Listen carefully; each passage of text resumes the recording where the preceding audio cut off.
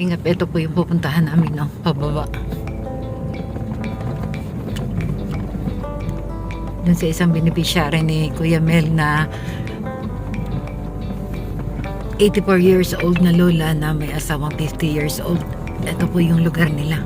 Papunta doon.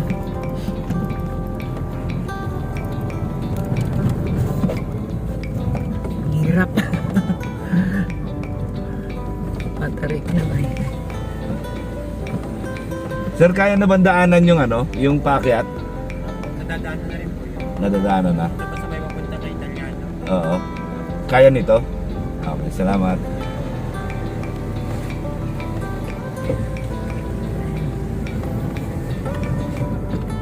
Ito po yung lugar. Grabe.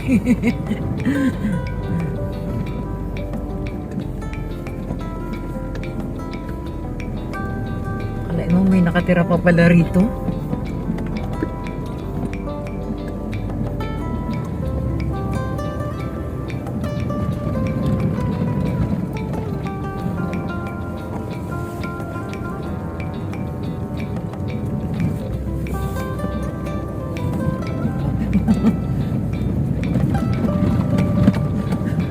Nabo. Napuntahan mo to kaya Mel, grabe naman itong lugar na to. Ganyan ang nag-i-scout. Grabe, oh. Mga kalingap, oh. Lalo na siguro pag maulan dito.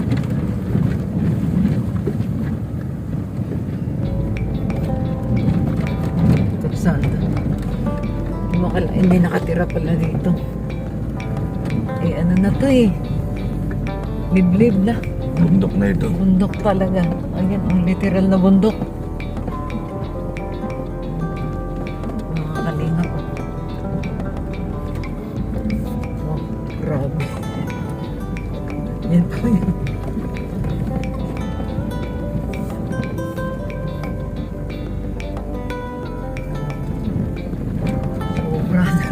Sobra akong na-amaze.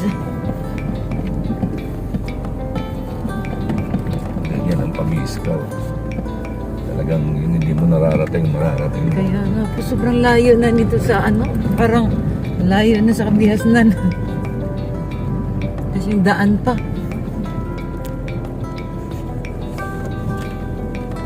Patay pag tumirik kami nito.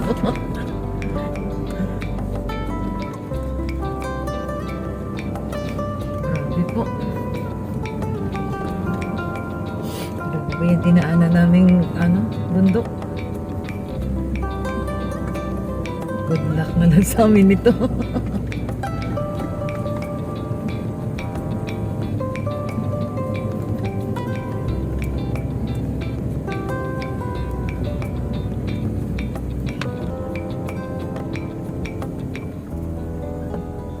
Yan. Tumigil kami. Nandito na po kami sa area na pa ni Kuya Mel. Beneficiary. Ayun po, kasama po namin si Kuya Mel. Dito na po kami. Bali, bigla po to. Naisipan na lang ni Mel na daanan. Total, nandito na rin lang kami sa Lago. So, yun. Grabe. First time pong daanan yung ganitong lugar po. Promise.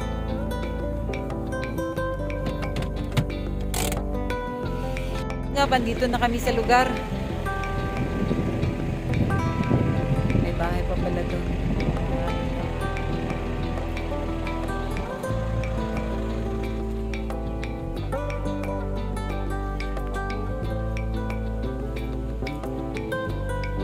Pupuntahan na po natin yung beneficiary ni Kuya Mel na si Nanay Soledad. Ito po yung daanan. Ito ang daanan. Ito wala pong putik na yan. Wala pong putik. Okay.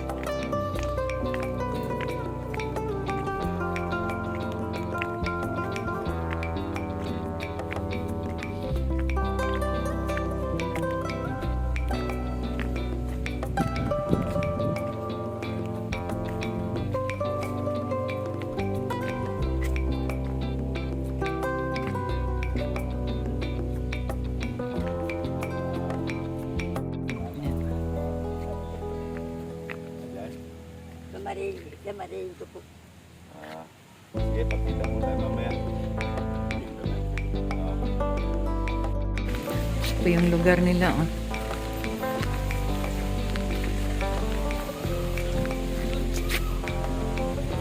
Mga kalingap. Grabe po yung ano. Oh.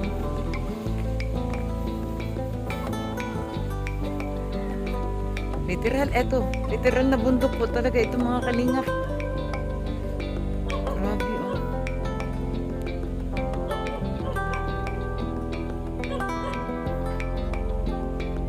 Tingnan mga kalingap tara.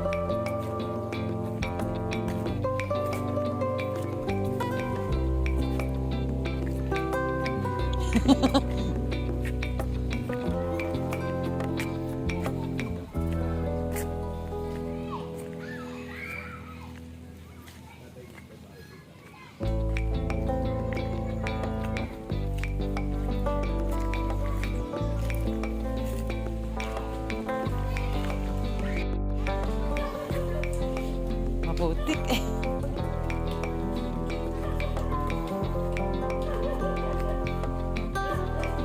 So, nandito na po kami mga kalingap.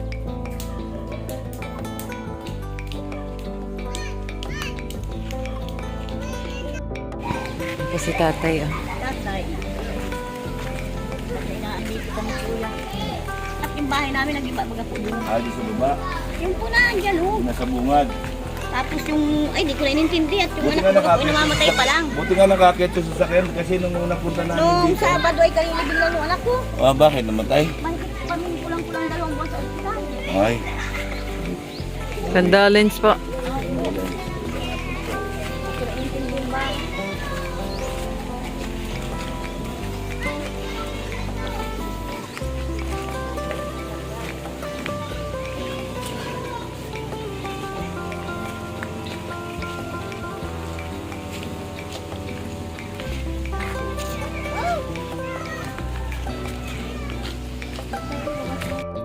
Guys, lugar ni Lani ano ah.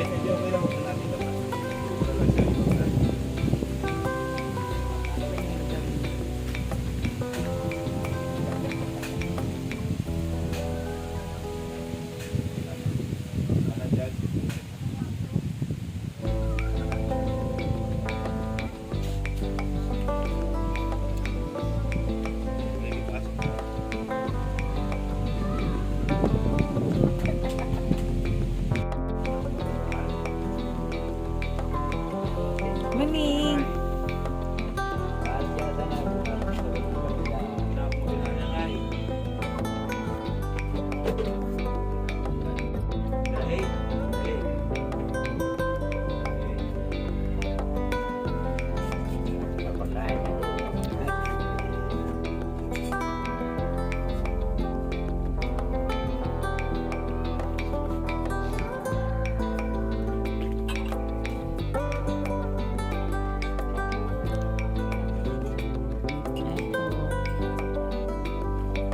Kamusta ka na, Nay? Pinakain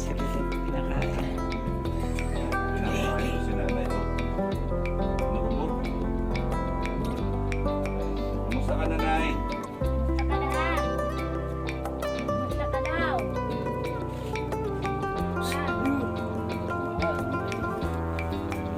Naulam ni Nana. Hindi mo, daw nakain. hindi mo ako papakainin.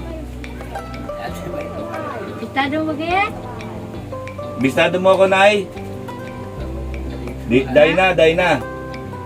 Iyo. Day na, day. Hindi mo na ako matanda. Yan po mga kalingap, hindi na ako matandaan ni nanay. Yan si nanay. Oh. Yan, pinapakain po. Let's, ito po yung asawa ni Nanay Soledad. Bago na. Pagkakabutat ng lampos. Ano ko sila yung lupa. Tatlong lampos ang lalim niya. Nung nilabas ako ay paglabas ko wala na pumalay. Dahil ito yung nilabas sa akin. Ito ay galit ito, nakakuha akong dami. Sabi ko naman din, hindi na ako nagbibihis dahil mahakot kami ng rangkada namin. Baka po, maputikan ako. Pero nagkatalikot ako dahil ang salamin nalito lang sa harap ko, sa halipan ko. Yung anak naman yung Gisilin, yung na din, sige iyak. Pagharap ko sa lamin, ang magpapapal, bayulit na. No? Ano po sakit? Tao ba niya kung sa lupa? Dalawang Tabunan ng lupa. dalawa lang kami sila yung tatlong lang po sa akin. Mga tatlong di pa. Yung sabi niyo yung tatlong lang po. Oo naman. Mga kalingap, galing na po kami kay Nanay Soledad. Ayan, kausap pa po ni Kuya Mel si Tatay Litz. May bisita pala sila si Nanay. Nante matapos si Kuya Mel. So, maraming salamat po sa panonood mga kalingap at hanggang sa muli. Doon sa baba, meron pong bahay doon tsaka sapa. Doon sa may ano niyan.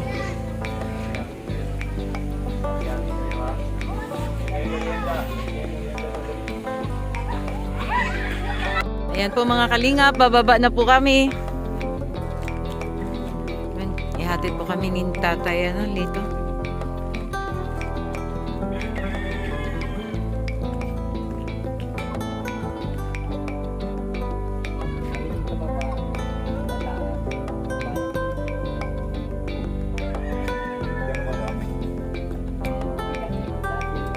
Mga bata, ay bata. Ngayon, tanda na mga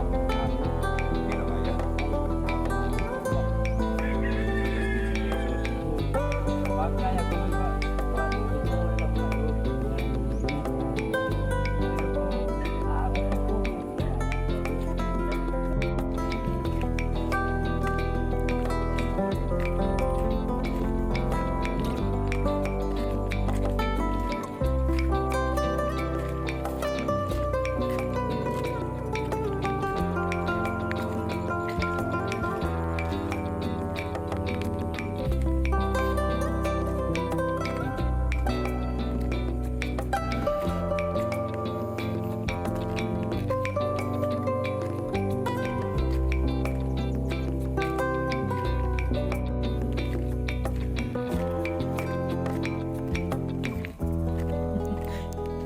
Kakatakot siguro dito sa gabi.